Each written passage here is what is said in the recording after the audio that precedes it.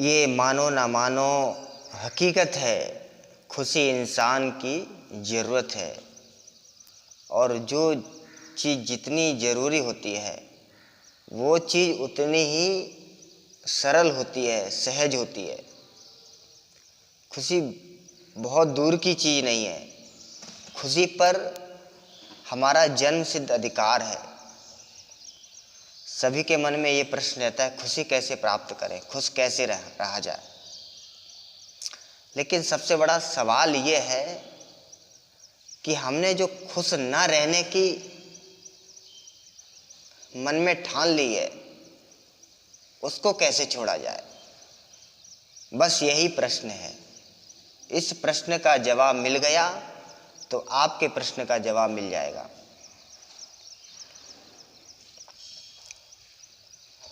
हमने खुश रहना चाहा है, मगर कुछ शर्तों पर हमने शर्तें डाल दी। जैसे हमारी नौकरी लग जाएगी तब हम खुशी रहेंगे। खुशी तो रहेंगे पर नौकरी लग जाएगी, उसके बाद विवाह हो जाएगा, उसके बाद खुशी रहेंगे। बड़ा घर होगा, उसके बाद खुशी रहेंगे। हमारा अमुक कार्य सिद्ध हो जाएगा, तो उसके बाद खुश रहेंगे। ये हमने शर्तें डाल रखी और ये शर्तें ऐसी हैं कि अगर पूरी हो भी गई तो भी हमारी दूसरी शर्तें तैयार हो जाती हैं। हमने खुद ही खुशी को दूर ढकेल दिया और वही हमारी खुशी को दूर ढकेलने का जो परिश्रम है वही हमारे दुख का कारण है। हमारे दुख का कारण और कोई नहीं। खुशी तो बड़ी सरल है, सहज है और इस पर जीव मात्र का अधिकार है। बहुत सारी सहूलियतें जो हमें मिली हुई हैं, हम उसकी रिस्पेक्ट करना नहीं जानते। भगवान ने अगर अच्छा स्वास्थ्य दिया है तो उसकी रिस्पेक्ट कीजिए। प्रभु आपने इतना सुंदर स्वास्थ्य दिया है, ये भी तो आपकी कृपा है। यह क्या खुशी का जरिया नहीं हो सकता? भगवान ने अगर परिवार दिया तो ये भी एक खुशी का जरिया हो सकता है। कईयों के पास परिवार नहीं है।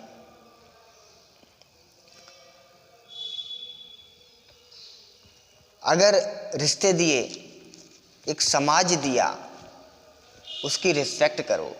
और जब आपकी छोटी छोटी खुशियों की आप रिस्पेक्ट करेंगे तभी आप एक बड़ी खुशी जो आप चाहते हैं उसकी रिस्पेक्ट कर पाएंगे, उससे खुश हो पाएंगे।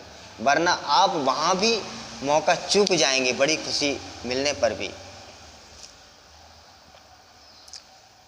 यह तो यकीन मानिए कि जीवन द्वंद्वों से सना हुआ है। सामान्य जीवन चल रहा हो तो भी बहुत सारे द्वंद्व हैं, बहुत सारे द्वंद्व चलते रहते हैं। जैसे समुद्र में छोटी छोटी लहरें चलती रहती हैं। समुद्र में ज्वार भाटे तो आते ही हैं, परंतु छोटी छोटी लहरें भी समुद्र में एहसास दिलाती हैं समुद्र की पावर का, समुद्र की शक्ति का, कि वो समुद्र कभी भी तुमको डुबो सकता है। ऐसे ही सामान्य चल रहा जीवन, इसमें हर समय याद रखिए कि जीवन सामान्य जो चल रहा है ये सामान्य चलता रहे ऐसा कोई निश्चित नहीं।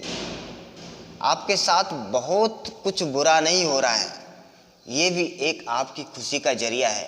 आप उसको समझ के खुशी हो जाइए। सब कुछ सामान्य चल रहा है, सब कुछ ठीक ठाक चल रहा है ना, सामान्य चल रहा है। उसको देख करके, उसको विचार करके आप खुश हो सकते हैं। हमारे साथ बहुत कुछ बुरा नहीं हो रहा है, यही खुशी का एकमात्र जरिया है। दो संत हरिद्वार में गंगा के किनारे रहते, दोनों ही भिक्षा मांगकर खाते और भगवान का भजन करते। एक दिन भिक्षा मांगने वो शहर में जाते हैं और भिक्षा मांगकर जब शाम को लौटते हैं तो देखते हैं क्या, जिस झोपड़ों में वो दोनों संत रहा करते थे, अलग अलग झोपड़ों में, तो वो दोनों के दोनों झोपड़े, एक आंधी का झोंका आया, एक तूफान का झटका आया, उनको उड़ा के ले गया। अब उनमें से एक संत तो बड़े बेचैन हो गए, भगवान को बड़ा ही कोसने लगे, हे प्रभु तू कैसा है? अमीरों के 5-5 मकान के मंजिल तेरे आंखों में नहीं खटके और मेरा एक झोपड़ा खटक गया। अपने एक संत के, अपने एक भक्त का झोपड़ा तू रक्षा नहीं कर पाया तो भला तेरी प्रभुता किस में? कौन तेरा भजन करेगा? अब भजन करने का क्या अर्थ रहा? इस प्रकार बहुत ही शिकायतें, बहुत ही फरियाद लेकर के जीवन में दुखी होने लगा, अपने आप को कोसने लगा, दुख बनाने लगा। दूसरा संत बड़ा मंद मंद मुस्कुरा रहा था, तो उसने पूछा, देख झोपड़ा तो तेरा भी उड़ा, लेकिन तू बड़ा खुश हो रहा है, इसका कारण क्या? तो दूसरे संत जो मंद मंद मुस्कुरा रहे थे, उसने कहा, देखो भैया, ये भगवान की कृपा है कि मैं तो चाहता था कि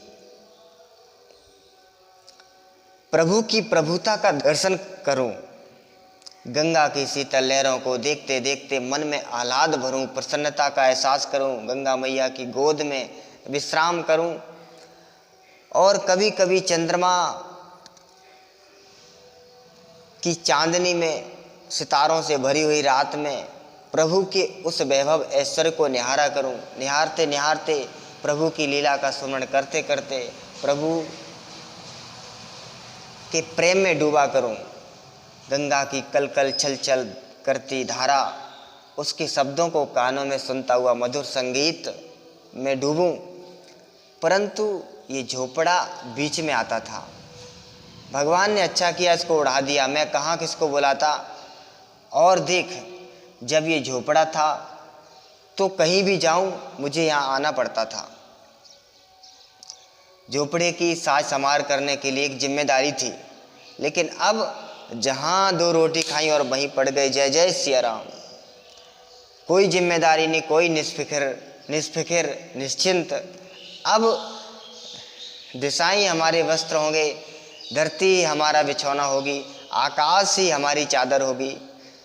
खुले वैभव, खुले ऐश्वर्य में सुख से जीऊंगा।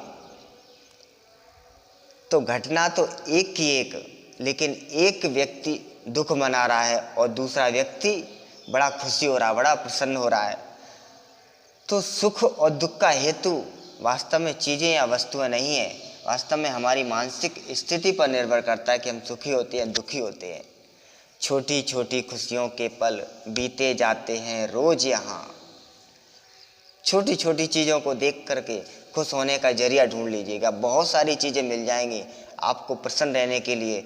और आपको दुखी होने का बहाना चाहिए तो बहुत सारी चीज़ें, बहुत सारी ज़िंदगी में घटनाएं, चीज़ें मिल जाएंगी कि आप दुख से भी आपको एक मिनट भी मुक्ति नहीं मिलेगी। आप दुख भी पा सकते हैं, सुख भी पा सकते हैं, ये आपके मन के ऊपर है।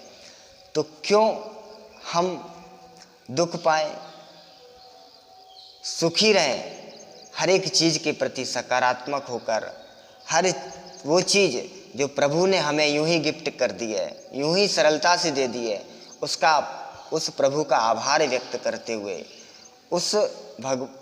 उन चीज़ों की, उस प्रभु की कृपा की रिस्पेक्ट करते हुए हम सुखी हो जाएं, ये हमारे हाथ में है।